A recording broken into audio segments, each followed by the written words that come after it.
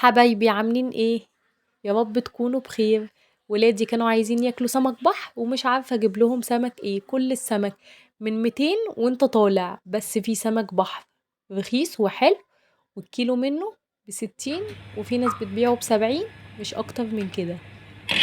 وطعمه حلو قوي ومفيد جدا. تعالى اقول لكم انا بعمله بطريقة حلوة قوي، لو جربتوها هتعجبكم ومش هتبطلوا تعملوها. انا جبت شويه زيت صغيرين، معلقه واحده من الزيت، نحطها في طاسه صغيره او طبق صغير زي ما انتوا شايفين كده، وبننزل عليها بمعلقه شطه مفرومه، احمر او اخضر اللي عندك حطيه. انا كان عندي اخضر حطيته، ولو عندك احمر برضه حطيه هينفع.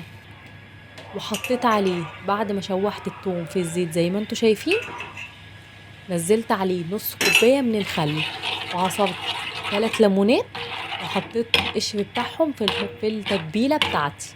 انا عايزه القشر يتحط مع التتبيله ويسخن كده معاها.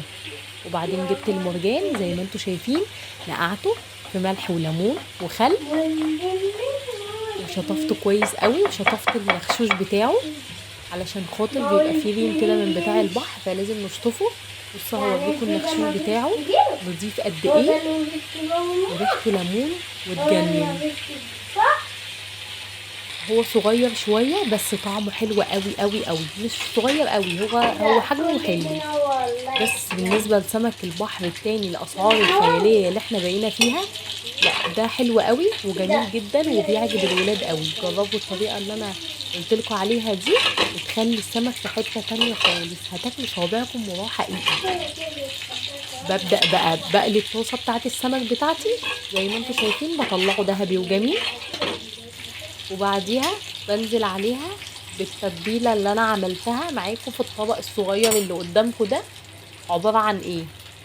4 فصوص من الثوم، علشان انا كنت جايبة كيلو بس، انا ما بحبش اكتر الثوم. 4 فصوص كبار من الثوم، ومعاهم نص كوباية من الخل، و4 ليمونات او 3 ليمونات زي ما انت عايزة، ومعلقة شطة حمرا او خضرا زي ما انت عايزة برضو.